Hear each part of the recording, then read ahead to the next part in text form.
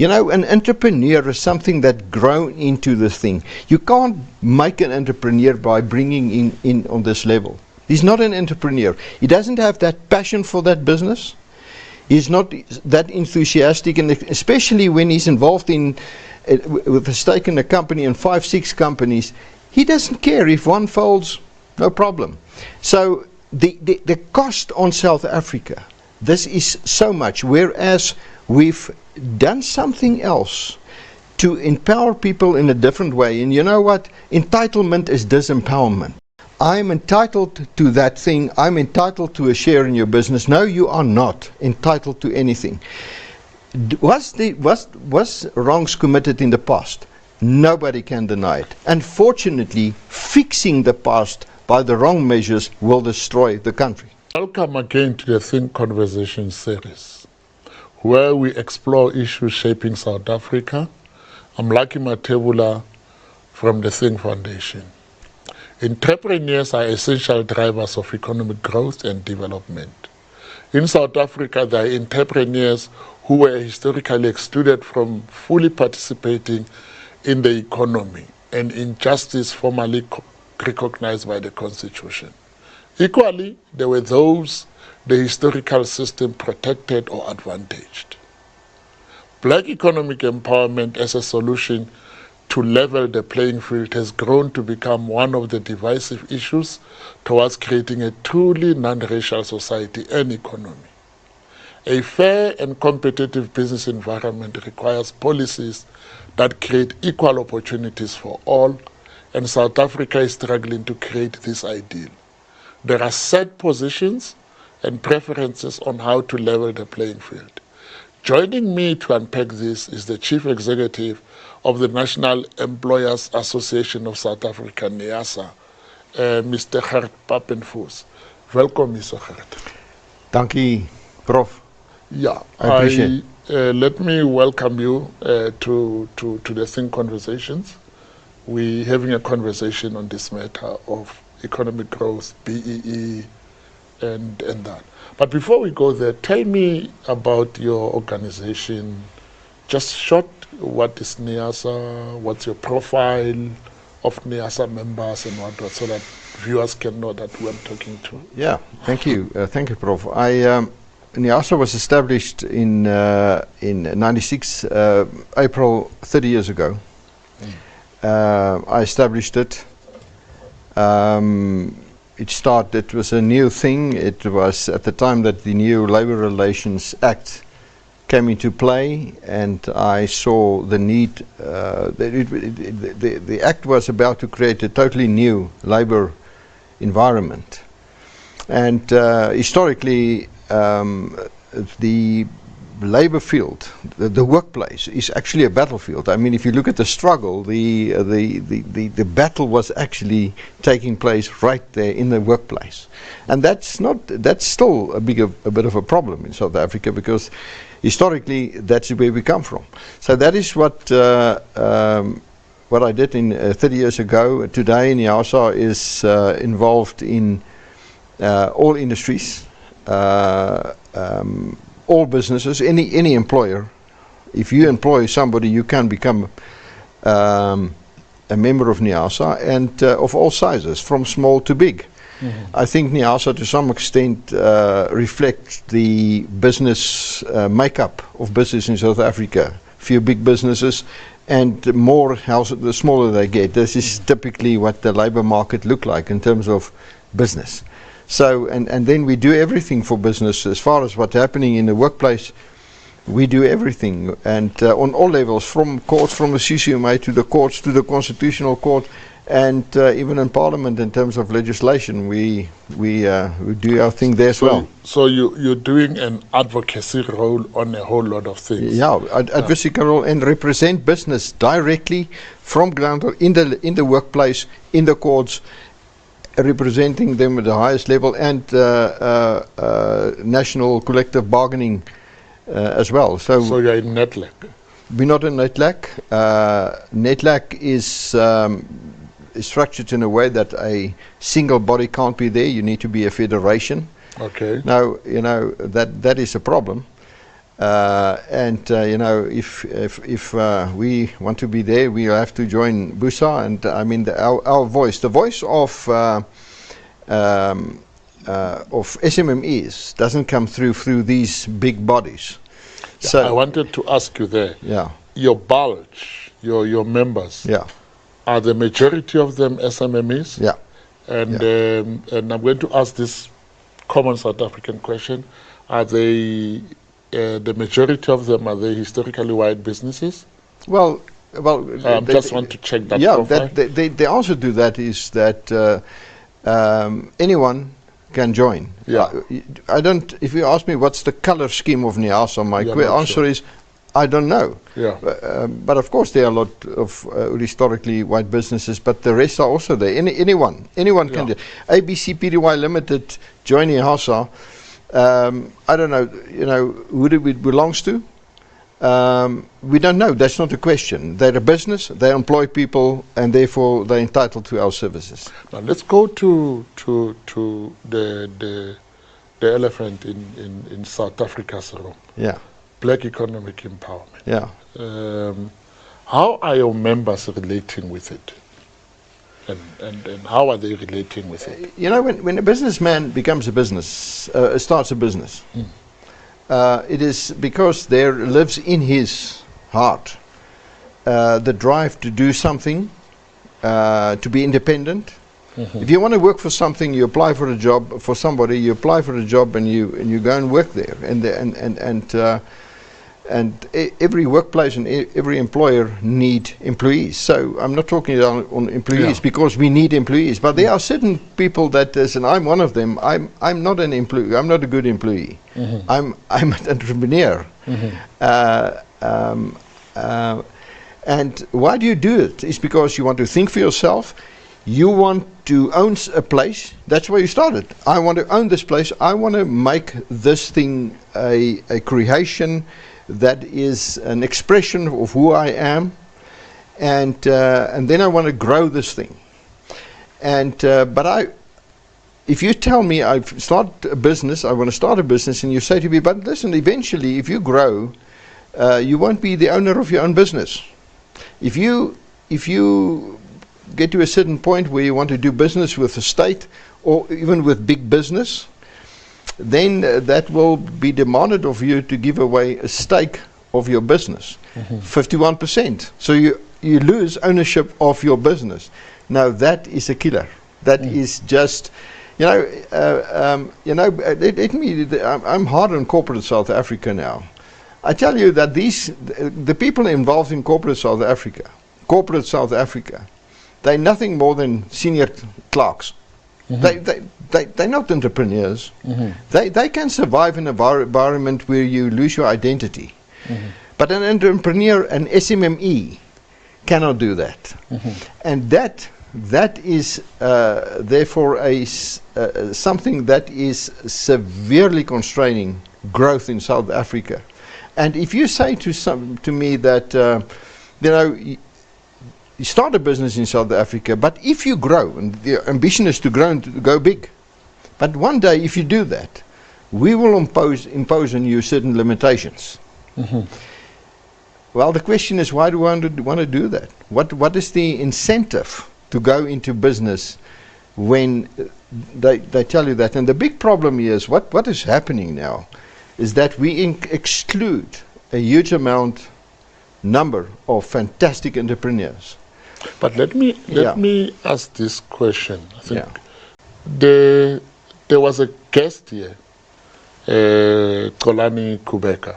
You probably know him. He's a small business entrepreneur, and he develops people in that field. Xolani said, when he was invited here, he said, families start businesses. Yeah. So most of businesses are started by families. Now, how does BEE relate to family businesses? Well, what do you find from your members? Well, that is a very good question. I want to talk to you. How do you BE a family business? And here's the thing: and this is part of the answer, the when the moment everything below being involved in the stock exchange, becoming a public company, everything below that is a family business. That's a family business. Go and look at all the independent businesses, and I'm talking even multi-million rand businesses. Who are they owned? Families. Families own them. The father, the family, the brothers, sometimes another family. But the moment you bring in another family, that is partnerships. A partnership is a dangerous thing. It is all the complications with marriages. Is just a different style is also involved in partnerships. And you tell a person, listen, you must be very careful for a partnership, and they will all tell you, I won't touch it. I won't touch it. So the question is, how do you BE a family business? Simple answer, you can't. You just can't. I mean, that is the uniqueness of a family business, is family. You can't BE a family business. All they'll do, they break up the thing, some lose interest. You can't do that. So they find a way around it, but you can't BE a family business. But you can't. Nobody can do that. But how do we, because you are in this country, this is it's an issue. We're dealing with an injustice of the past. How do we go beyond that with the current regulatory environment and the need to deal with a past injustice? You know, one thing we can't do, that South Africa cannot afford. They are white businessmen, family business people. If you suppress that energy, if you take away the incentive for them to go big in South Africa, South Africa will lose so much. So there's certain things, if somebody asks me, what is your answer, what must we do? I say, let's start off with what we definitely cannot do. And that is not to just say to a person, listen, just give me a stake in your business, give it to me. That's the answer. Make me rich. Take a stake in my business. Just in order for me to have access to the market, I must give away 51% of my business to somebody, not a business partner, but somebody that says, well, at least if I take you, then I have access. That cannot happen. And SMME say, we cannot do that. I mean, that there is so much resistance to that. Is it a matter of we cannot or we should not? It's both. Okay. It's both. The idea, it's like having a house, it's a family issue. Having people at your dinner table. It's good enough to have a friend and enjoy dinner, but you can't stay there, because this is a place where this is for family. So business is not much different. There's ownership, and that's not, should not. Well, you will not find a model in the world where business give away a stake. Businessman give away a stake of his business to somebody else in order to have access to the playing field, the economic playing field.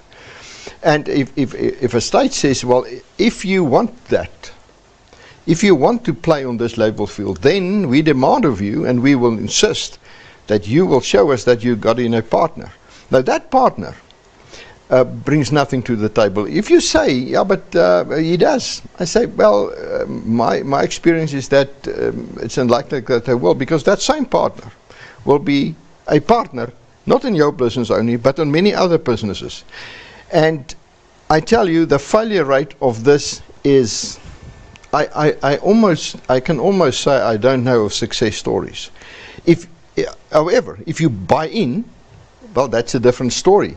But it's given away. And I tell you, business survived this, doing business without it. But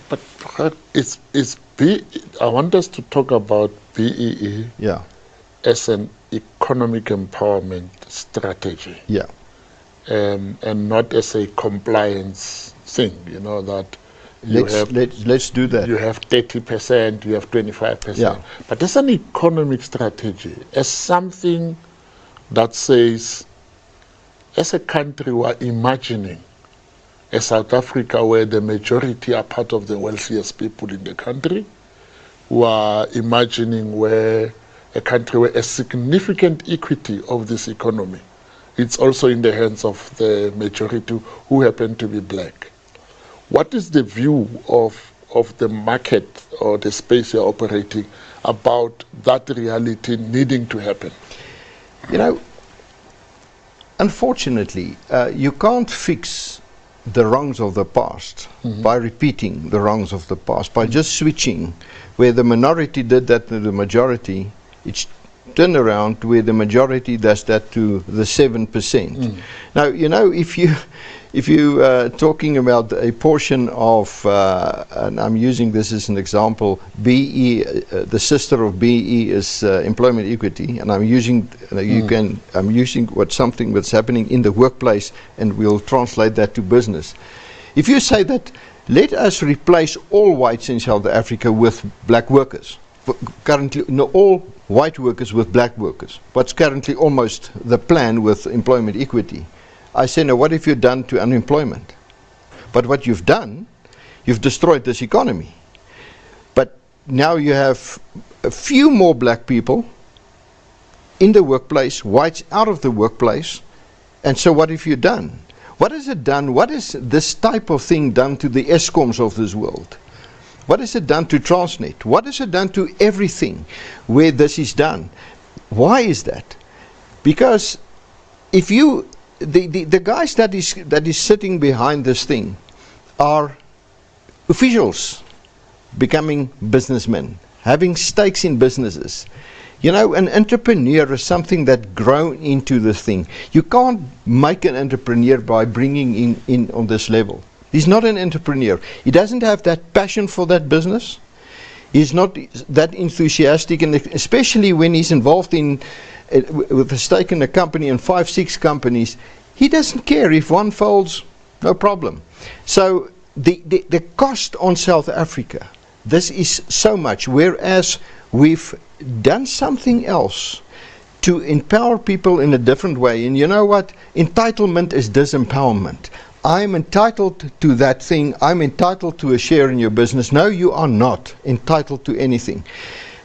Was wrongs committed in the past? Nobody can deny it. Unfortunately, fixing the past by the wrong measures will destroy the country. Let's move to the next level, because I think you've touched you've hit it with the knuckles. Yeah. There's no glove there. You've just hit it with the knuckles. Yeah. I'm not seeing blood yet, but you have hit it with the knuckles. But the issue I'm asking is that the commitment to the fact that a significant equity of the economy, so that it goes into the hands of the majority. And when I say go, I don't say give it, but how do we as a country, by way of consensus or something, get to a point where we say, but how do we manage that entrepreneurs that are there, able, skillful? There are many Elon Musks who are black, you know? Yeah. There are many Elon Musks who are black, but they just can't move. I mean, they can't move beyond an idea. I mean, if you look at Adrian Gore, he was given 250 million, and you can't find the collateral that was made. Only his business plan was a collateral for people in Rand Merchant Bank and whatever. And he's running a $1 billion company, a $1 billion rands company now, 47. Now, my question is, how do we deal with that thing as an empowerment, economic empowerment strategy? Yeah. Well, if you use Adrian Gore as an example, Yeah. I think somebody saw in Adrian Gore potential. He had a plan, and somebody, and I don't know who that somebody is. Do you know who that is? It was Liberty and Rand Merchant Bank somewhere Now, there. I said that's a fantastic idea. If there's a black Adrian Gore and somebody see that and say, go for it, I say, I am all for that. Go for it and give them support.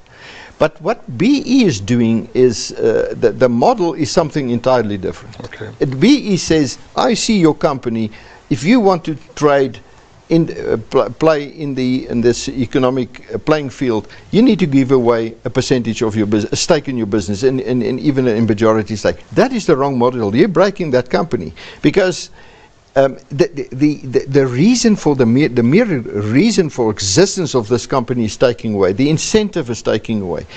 We need to do something else, and I believe. I mean, they are in the township economy is running in how many billions? 300.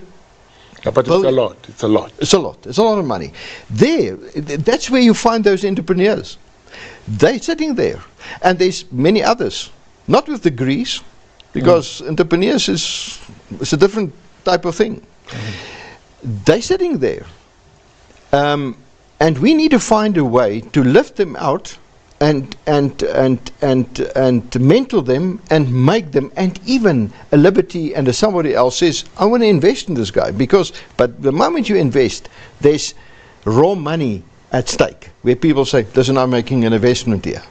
But don't go do another. Is there a trust deficit between your established businesses, and I'm not talking your big businesses. Yeah. I'm talking most of your members. You know, your family businesses, the guy that have started. Is there a trust deficit to open up the value chain? You know, not bringing people in there, just the value chain, so that people can participate, because it can be that 7% of the population runs the bulk of the economy. How do we deal with that, and how do we create a consensus on that? Well, we need to stay as close as possible to what the free market demands. And the free market gives preference to the best in the market. Okay. And of course there's trust involved. But you know, the moment something is forced upon the market, as BE is so rigid, there's almost no space for spontaneous evolving of the situation. It is, we have to do this, and now you deal with it. You know, if you look at the 100 billion rand fund, that you must buy from a certain guy. Do they know what they're talking about? An entrepreneur, a businessman says, give me a guy. There's another way of doing it. If I find an entrepreneur, a black entrepreneur, and he has access to the black market, and I trust him, then we say, let's engage, let's make a business deal. And I invest in you doing a thing in the market. Give me access through you. You're a businessman, and there need to be trust. We're not forced into a relationship. We build trust. You provide a service to me. I invest in your business. We both win. That's how you do business. Wow. Okay. Is there any concluding remark you want to make, so that I can just of the conversation? We'll have to change the attitude towards this thing. This forced model simply is counterproductive for everybody. We cannot have this high level of unemployment, youth unemployment. With all, South Africa has so much potential. Can you imagine 60% of young people currently sitting out of work, without work, and we get them involved, and they're no longer a burden to the state, but make a contribution towards the state. We can be a Singapore. That brings us to the end of this edition. Thanks to Gerard. Economic empowerment is the last frontier of the liberation promise negotiated in the Constitution of South Africa, and maybe the very last mile of the long walk to freedom by icons like Mandela and others. It is arguably the main issue delaying our social cohesion as a nation. It is so emotive that it revives racism, it stokes xenophobia, and has now become a geopolitical issue undermining our moral authority as a stable democracy. In the words of Xolani Kubeka, on this show, he said, "We must imagine a South Africa where the majority are the wealthiest, because a significant equity of the economy is in their hands. Through the mediation of positions and preferences, a consensus on this is possible. And this consensus has got to be organized between people that have an interest."